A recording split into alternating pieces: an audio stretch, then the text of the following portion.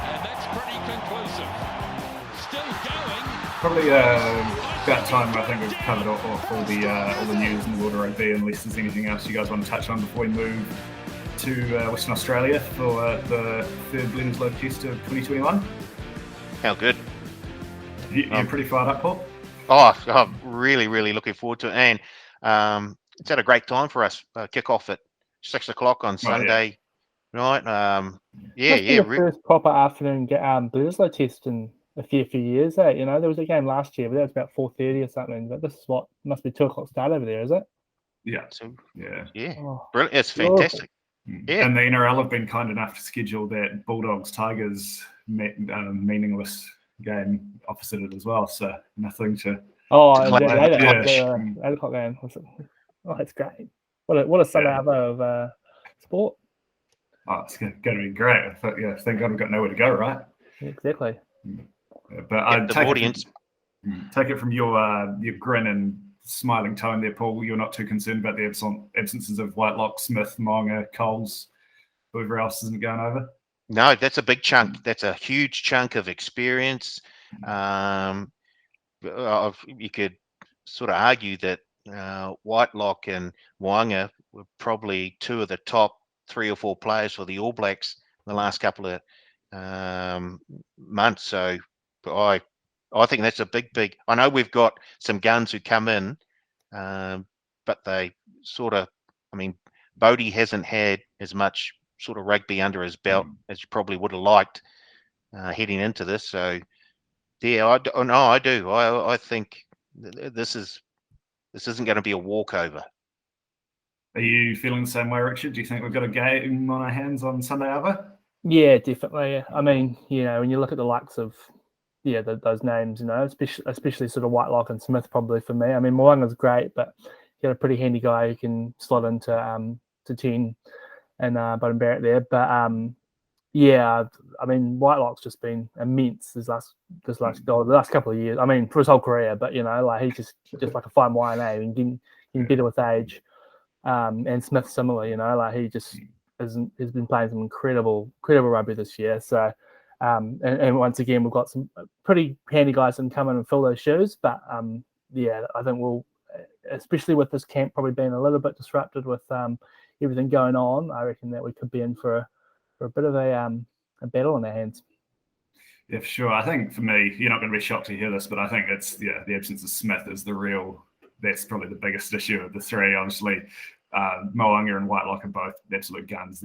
All three of those guys are probably in the conversation for top 5 players in the world at the moment. But at least in Scott Barrett and Bowden Barrett, you've got two Barrett brothers by matter of chance who can both, slot into that. And even then at lock, you got Patrick Turboloda as well as a pretty bloody good 4th choice prospect to chuck on the bench or even give a start if you're worried about Scott trying to take Michael Hood's head off just before halftime again, like he did last time we were in Perth. But and chucking Bodie in the 10 jersey. But I think maybe just looking at that combination, like Bodie's obviously played a lot of rugby with Aaron Smith in the black jersey, less so with Brad Weber, probably at 9, or like him and TJ have obviously played a lot as well. But I think just the step down at Test level from Aaron to those 2nd or 3rd, that will be the interesting one. Just the way Smith's been playing as well. And those 2 Tests in Auckland, it was absolutely airborne. So that will be interesting for me. I don't want to give away anything, but the 16.5 does look slightly big when you look at all the other factors going on. Do we have a curse on the way, or? Yeah. Oh God. But if we're going to curse anyone, the Wallabies is to be the team to do it to, right? So obviously very excited to see Artie given the captain's armband. Not that there was an actual captain's armband, but he certainly can argue with his performance as captain for the Hurricanes this season. Rissy, do you think he'll sort of be that same sort of lead by example, running over everything in his path, captain for the All Blacks? Yeah, absolutely. I mean, he just wears his heart on his sleeve, doesn't he? I just think back to that game against the Crusaders when he did his knee, and he stayed on. And he got a couple of turnovers on one leg, forced a few penalties. Was just chasing ball. I mean, he's a guy who just wears his heart on his sleeve. I'm cool to see him get a shot. I wouldn't say that he wasn't who I thought they were going to go with. We'll say that, but I think he'll be good. He'll step up to the challenge, and hopefully be able to sort of bring it home. Well, surely better bring it home, but it's just by how much, you know. But yeah, Oh, no, it'd be he's jinxed exciting to it. see. Wow. Was Zardy a surprise choice for you as captain as well, Paul? I think he was the only choice. I know there was talk about Cody Taylor maybe being in the mix, but for mine, I think Artie was by far and away the standout choice to captain the All Blacks in the absence of all those other players that we haven't got. So yeah, it was a no-brainer for mine. I don't know why we had to wait so long, or why there was all this. I guess they just wanted to give the media something to talk about for a few days. But for mine, he was done and dusted. Bang, give him the armband. Yeah, I sort of thought Bodie might have been given a run just because he has kept in the side previously. Yeah, so I thought sort as of well. seniority, but yeah, just the way Artie played as captain of the Hurricanes this year. He hopefully have a bit stronger supporting cast around him than he did some of those games during Super Rugby Aotearoa. But yeah, I'm hopeful we'll see a huge performance from him on Sunday afternoon. I suppose that leads us on to naturally what the team's going to look like. I think John Plumtree was on the radio or somewhere yesterday saying they're not going to, go too crazy and it'll probably just be like replacements with the guys who haven't travelled. Are you expecting a pretty familiar looking team, Paul? Yes, I don't think we're going to see too much sort of anything out of the box. I think we're going to see a stock standard All Blacks team here. It sort of almost picks itself. I can't really see anything outside any sort of huge surprise. So once again, let's just name the bloody team so we can actually talk about how they match up, as opposed to still having to wait. In fact, I'm sure they've already picked the team. Oh yeah, they would have known on Monday. Correct. Yeah. I don't know. I guess it's just a mind games thing. But are there any players you might like to see get a run who haven't so far, Richard? Or are you thinking it'll be pretty chalk and cheese once again? Yeah, probably pretty chalk and cheese. And you look so those first two matches, the combination, they sort of built up, and by into that sort of second half, the combinations are really there and sticking. So there's a few of those key players out, but I think there's they're pretty clear replacements for all four of them, and I think nothing too wild. Not expecting. Weber or TJ starting? What are we thinking? That's probably the biggest toss-up, right? Of the replacements. I'm going TJ. Yeah, TJ. I'll go Weber. I just reckon you'd rather have TJ coming off the bench, but I was just about to say I'd rather have Weber coming off the bench. Okay, yeah. I'd probably rather have TJ start and TJ off the bench, but yeah, plus TJ already has a combination. That is probably a good point. With Barrett, with their time at the Hurricanes together. So, and then if they want to move Damo into first five and bring Brad on, and you got and then we got another combo. Yeah. Hashtag logic. Yeah. Or is it a good chance to build other combinations? The Bledisloe Cup's already in the bag. Might as well Championship isn't. No. Yeah. No, that's true. But you've got to think the focus is going to be on beating South Africa twice, right? If you do that, you're probably going to, I don't know. Yeah. I think we'll be doing well to beat South Africa twice, but that's a different story for a different podcast. So. Well, if we play like the Lions, we have the same game plan as the Lions. We probably won't beat them twice. We may not even beat them once. Yeah, I don't think we'll have the same game plan as the Lions. That's just my very good. My hunch. But I think it'll also depend on what the arrival date of a couple of those babies due in the next 6 weeks or so are, and when a few of those boys can jump on a plane. So interesting. So you're saying induce. No. I want Aaron Smith saying on this side of the Tasman, so if the Bunnings NPC gets going again, we can get him in green and white. Here we go. Another shameless plug. No, it's just, I've been very clear about this. Now, I think probably the most interesting selection is on the other side, though. For me, if Samu Kerevi comes back in for the Wallabies, that could be a huge sort of bonus for them, just the way their midfield looked. And those two tests at Eden Park, and especially against France, it was a bit all over the show. And just that direction and I don't know, On both sides of the ball. Yeah, the threat Karuri poses with and without the ball in hand, that's a real game changer. Obviously, Bowden Barrett probably still has nightmares about what Karuri did to him last time these two faced off at Optus Stadium. I think if we see him in the lineup, that'd be a huge plus for Australia, right? Oh, big time. Yeah, makes a huge difference. And what do you say? We may see a little 1 or 1.5 point move in the line if when the teams get named. So yeah, although we're not quite at that stage yet, I'm very happy to take the plus at the moment. Right, we might as well get to it. So Paul Marty, are you going on record with your best bet? Plus 16.5, please. Yeah, no, that's what I thought. Richard Laddie, what's your best bet? Yeah, times 2. Oh, jeez. Get on the All Blacks now, because, that's 16.5. We've jinxed the Aussies. 16.5 looks very good for mine. You just think about what happened. Even the last few times we played the Wallabies over in Australia, there was obviously the test in the rain at ANZ Stadium where ran all over them. But before that, the Suncorp test last year where they won, and then 47-26 in Perth. Yeah, they've won 3 of the last 5 between teams over there. So it's definitely enough to take such a big line. I think they would have learned a lot from that. Those first 2. They were never really in that first test, but it was a lot closer than it should have been. In the second test, the All Blacks kind of ran away with it a bit in the second half, but I think they would have taken some learnings from that, and they would have. I think they'll keep it tight. Sure. Just in terms of numbers on a point start, Paul, what are those? Say the 3 big outs, considering Dane was probably a question mark anyway, but Smith, Moanga, and Whitelock. If they're playing, what do they add to this point start? I think they're around the 21.5 point line with those 3 boys back in. I know it's when you've got an abundance of riches, like the All Blacks do, you can sometimes get slightly carried away. Oh, but we've got this guy to come in, and we've got this guy to come in, and this guy.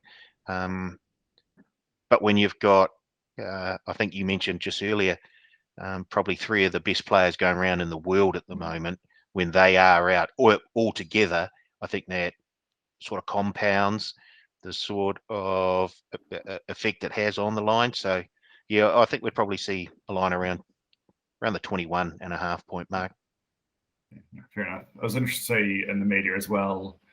Obviously, there's been a fair bit of feeling between the 2 camps, maybe not the players as such, but Dave Rennie's had a few things to say. And then old mate Owen Finnegan came out the other day and said, the Wallabies need to embrace that attitude they had back when he was playing, and that real hatred of the All Blacks, and get stuck in and really get under their skin. Do you think we might see the Wallabies try and mix it up a bit more on Sunday, Arvo, Richard, or would that not be the way to go against this All Blacks team? Yeah, I'm not sure myself. It's sort of, it's just kind of, I think they just stick to what they're doing. It probably worked for at least half of the first 2 games. So, and just hope that sort of the loss of experience for the All Blacks will work in their favour. Just, we'll see what happens when the teams are named. Really, a lot of it will decide on what the teams are, and then we'll sort of have a bit of an idea. Yeah, I personally think it would be a bad idea. Like, I'm all for mixing it up on the field, but I just think it was when the systems broke down in those 2 tests and the All Blacks could rely on their individual brilliance. That's when the tries were created. It was all sort of length of the field stuff. You had Will Jordan or Sever Reece just do it. Where I think the Wallabies, they're at their best, where they keep everything really structured and force the All Blacks to sort of create plays from slow, static ball, and that at least the forward pack, they've got their really strong defensive line and can get up, and then if they do, maybe add in a couple more strike weapons like Karuvi and even Suliasi Vunivalu, Marika Korobidi should be getting a full test here as well. They've got a little bit more X factor on the outside, so I wouldn't be going too crazy, but obviously worked for Owen Finnegan, so I can see what he's saying.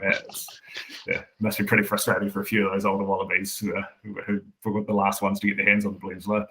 But I think Rennie will have a pretty similar sort of game plan, and just you remove a few of those strike weapons from the All Blacks side of the field, they're a little less vulnerable to those lengths of the field or 80-metre tries that they conceded, 3 or 4 of at Eden Park. So, I think they match up quite a bit better this time round than the last 2 times that they've met the All Blacks. And I think when you bring aggression into the game, and when you do that, you do have there's a chance that you start to lose all that structure that you've had. I think the only reason you usually bring aggression into the game is to bring the other team down to your level of play, because you don't quite match up with them. So you're playing the game right to the line of the law, probably just over the wrong side of the line of the law. But if the referee lets you get away with it, then fine and good. But yeah, I think if you introduce aggression, you usually do it to bring the other team down to your level of skill. And if you can do that and it upsets them, all well and good. But I think this Australian side is actually good enough to actually foot it with the current All Black squad that we have over in Perth at the moment. And I don't think the All Blacks there's not many guys yet on that team you'd say that are targets who are really likely to lose their rag and sort of get dragged down to it, right? The All Blacks, they've always been pretty good at sort of avoiding all that stuff, and probably since the McCaw era, they're not going to get sucked into it. Where maybe if it was against a South Africa or in England, you got a few more volatile characters, but particularly in that English forward pack, that might go for a bit of that. But I just can't see it being the best way to get the better of the All Blacks. It's just me though. So. Well, I think you target Bodie, because then Geordie's going to jump in there. or another set of brothers who might be playing blindside flanker and left wing. Correct. Yes. So if anyone's going to screw into a scrap, probably those two, right? Yeah. And, we've got best bets from everyone, 16.5 all round. So yeah, back the other side of that as soon as you can once you hear this, punters. Give you that advice for free. Have we got a bit of value for the punters though? I'll start with you, Richard.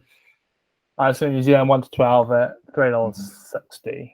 Of course, I thought that was quite nice value for that. Yeah. And Rugby Championship bonus back would come into play there as well potentially. Paul, could you share the info on that for the punters? Yeah.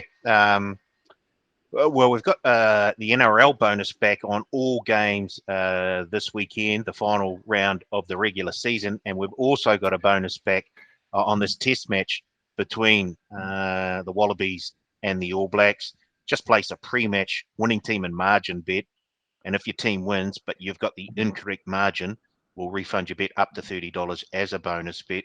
Once again, just head to the tab.co.nz website and head to the Punters Lounge, and you'll find all of the T's and C's regarding that promotion that we've got on the Wallabies All Blacks Test match this Sunday.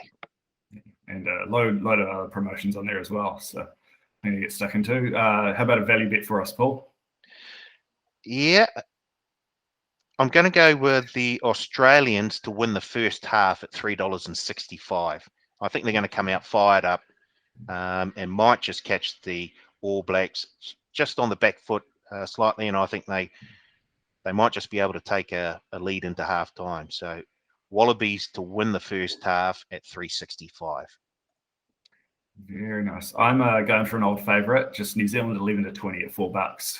So old reliable. Whenever I'm on a bit of a rough streak, just go back to that one. So yeah, sticking with the 11 to 20. That's my go. 11 to 20. Oh, so much. It's one of the great bets. I was just looking at my bets, so the 1 to 12 and the plus 16.5. So naturally, they'll probably win by 13 to 16. So get on that, punters. Maybe we can get an 11-point win with the All Blacks scoring 2 late tries to go from the halftime deficit to. We've got a massive middle there. We could all be winners if it. After Australia win the first half. Yeah. Just speaking of though, no teams named, of course, though, but I'm going to get us to do a bit of wild speculation, as is always my want on the podcast. If you had to toss out a try scorer bet for the punters, Richard, who do you think might be getting across the line? I'm going to keep it relatively safe and go with Beauden Barrett. Fair enough. Yeah. Top scoring tries. He'll be in the 10s, you're right. Yeah. I think he'll be starting 10. He's got pretty good try scoring record, and I can just imagine him sneaking through. 16 good gap and under the posts. Yeah. I don't know who'll get 10 for Australia, but I can definitely see that. How about you, Paul? Who have you got your eye on?